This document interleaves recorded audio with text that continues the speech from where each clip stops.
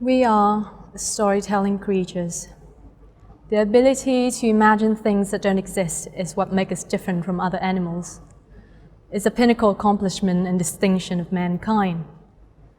Story helps us live through life for so many others, and by doing so, teaches us things that we haven't even experienced yet. So what is a story? In a literary sense, it's either to retell an event or create one.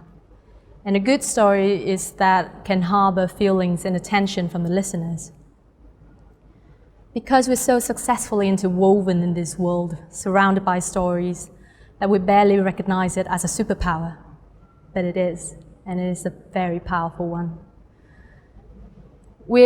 It's easier for us to absorb information, feel related, and show more empathy when things are presented in the form of stories. And conveniently, as the saying goes, a picture is worth 1,000 words. It's easier for us to memorize things for a longer period of time when we see it in pictures rather than reading or hearing about it. So that's where I come in. As an illustrator, it's my job to figure out how I could utilize this superpower, how I can make my creative work speak out and stick to the audience mind even longer.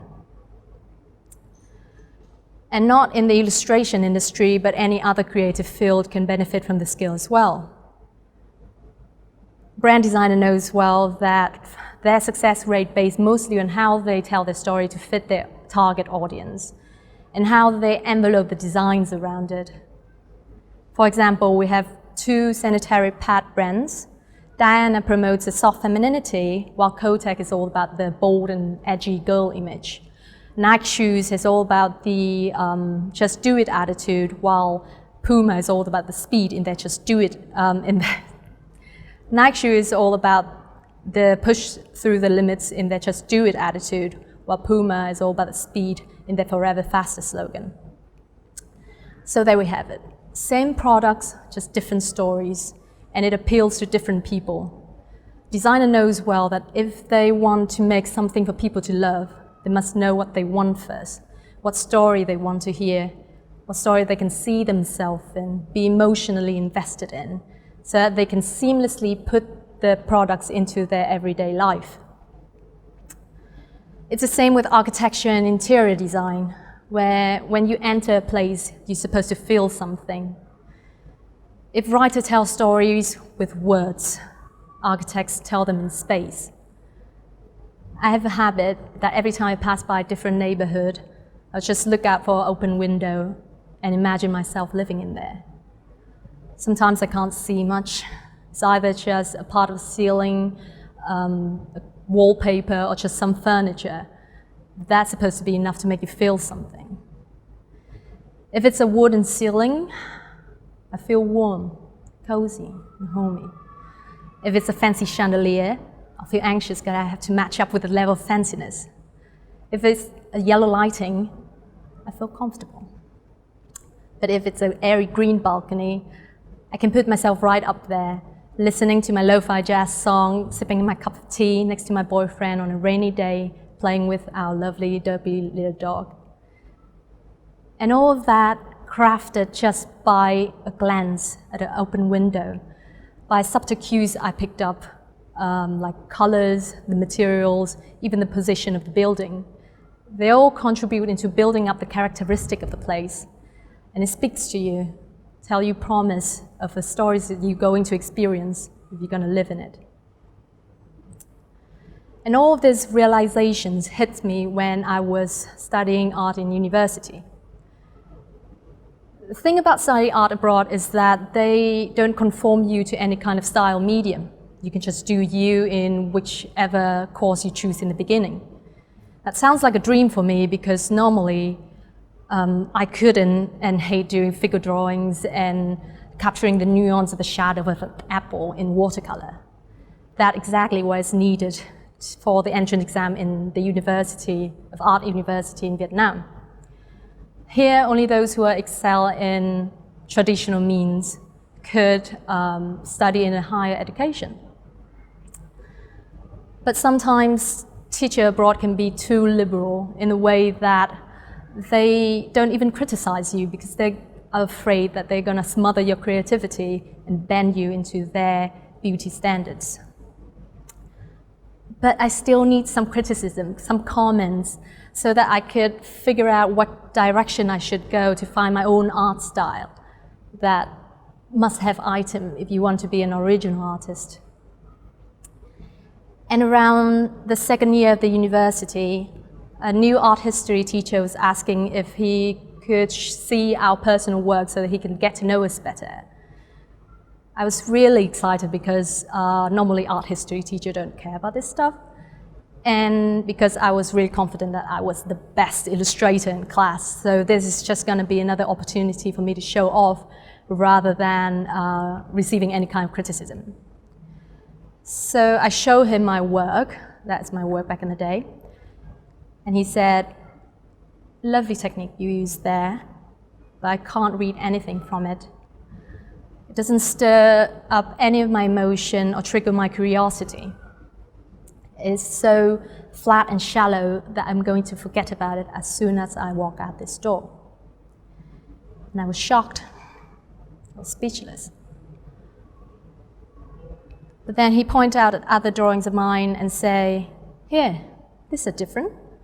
They give my eyes a reason to linger and scan for more details in order to understand the story behind them." Later on, I realized why he chose those drawings. They are all recreated from movies with great cinematography. Movies with scenes that use all kinds of elements, the colors, the layout, the camera position, the characters' clothing. Everything just worked together to strengthen that core plot of the movie. And that's when I start focusing more on this kind of storytelling art, which is the beginning of my personal project, a visual diary, where for the first year, I forced myself to do one drawing a day so that I could strengthen my idea generating skill. Then I post them up on Instagram along with the story behind them to gain more recognition and followers. And then after a few months, with incredible luck and hard work, I finally had enough work and met amazing people who helped me get my first solo exhibition. And around the second year, I start space out this time frame to once a week so that I could spend more time on honing my drawing skill.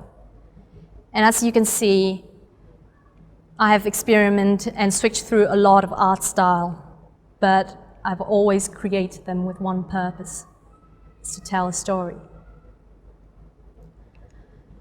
So here are my creative process. Step 1 would be finding a story. Step 2, find a right metaphor. And step 3, 4, 5, 6 is just technical stuff. We're not here for it today. So let's dive in. Your story doesn't have to be a massively complicated story with strong moral compass. It can just be what's happening around you. Note down ideas you have while you're daydreaming, out with friends, listening to a podcast, or just gossiping around the neighborhood. For example, one day as I was walking my dog, a woman spotted us from afar and started yelling at my dog in profanity, and then yelled at me to muzzle him up or she'll report it to the police. And I know for the fact that the law states it either has to be a muzzle or a leash, so I'll just ignore her and walk away. Later that day, a neighbor told me that that woman got attacked by stray dogs back in the day, so that's why she was quite on edge every time dogs walked by. So from that event, I decided to do a piece about how aggressive people just using their loudness to distract themselves from their unhealed wounds. So just like that, just start small, start with yourself, and chances are other people have also experienced that and be more engaged with your work. Get in touch with your feelings, understand yourself better. Then you can put yourself into the lives of others and start telling stories on their behalf. And even when you have an art block and can't think of a decent idea to work with, use that frustration as the weapon. The only thing that can get me through those periods is my own anxiety of feeling like a failure, because I know that other people have gone through that struggle too. So I just want to spread that frustration, spread the empathy, say, it sucks, it'll be all right. and I'm here with you. So your story can be as old as time, but what's new is in your perception and your way of translating things visually. And I find it's best to do it through a metaphor. In my most favorite book ever, Milan Kundera said, "A single metaphor can give birth to love." They are these amazing things that lurks in your emotion and stay there for a really long time. They can deliver their own meanings, can conjure widely different interpretation by different people with different age and background. So they are this very intimate and cultural thing. So if you want your drawing to stir up feelings and stick to your audience mind for a while, use a metaphor, make it the star of your show. So let's get back to our idea from before. Now I highlighted 3 main keywords that I want to present visually in my final artwork. And because this idea came when I was walking my dog, so that's when I instinctively start thinking and trying to apply these 3 keywords into the concept of dogs. And when dogs are wounded, they would have to wear this e-collar, or I call it a cone of shame, that conveniently shaped like a loudspeaker. So I've satisfied 2 main keywords. The last one I could just represent it by having an angry barking dog head, but I want the clothing of the character to represent this characteristic as well. So I use the harness of the dog to put it in human. The fashion symbol is just gonna say, I'm edgy and I'm bold. It doesn't have to be aggressive, but for me it's quite intimidating, and that's enough. So this is the main drawing, the final artwork. And so I don't have a secret formula of how to think creatively, but let your mind drift. Let it make connections where connections shouldn't be. And it can be a short drift or long drift. Sometimes I can make the connection instantly. Other time I have to save it up and think about it later bit by bit. And these are the example of a short drift. By looking at it, you can see right away what kind of connection I made to make my point. A book shaped like a door, or a plastic bag shaped like a jellyfish. Or there are some other long drift ones, like this, supposed to be a tribute for students who are overwhelmed by the entrance exam to the university or high school. Students who are just like me feel quite stressful of how the results could turn their life upside down, leaving them disoriented and confused. So I started with a saying, "Butsaga chet," which basically means the die is cast, which also can translate visually to when pen is down, chicken dies. And I use that chicken image and run through my mind to see if there's any other sentence that use chicken. And the headless chicken, that's a perfect representation of the disorientation, coupled with the weather vane, which can heighten the lost sense of direction. Or this one, I created this when I was feeling my lowest, when I start doubting myself and start comparing myself to other people. And this is just going to be a reminder of how people are just like fireflies. You can't see the bright, shining lights behind them, but rather just focus on the light in front of them. So it seems like a very structural and systematic way of thinking, but I assure you it's not. I just have to reorganize my thoughts so that I could explain this abstract concept better. And if your creative process is all over the place, don't worry, because I believe that a messy thinker can come up with amazingly experimental ideas. And so to create a story, you have to have had to experience your own story.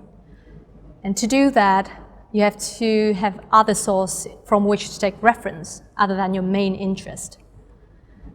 So if you do drawing for a living, find another hobby. Like people who make manga for a living, they live and breathe drawing. They have drawing as their main obsession. But other than that, they have other interests. They have cooking, volleyball, soccer, anything, that they will apply that into the main topic of their work. And other people can see the devotion and the passion through the brushstroke, and that's what makes it real and relatable. Telling a story is not only a way to endear your work to other people, but it's also a way to express your feeling and release your burden. When you tell stories through your drawings, you essentially are creating a time capsule that every time you revisit your old work, you know exactly where you did it, when you did it, who were you with, what music you were listening to. And you can travel back in time at that exact moment just by a glance at your old work. And I find it really cathartic to see how much you've grown from it, in skill and in mind. So in whatever you do, try to create them with intention to tell stories.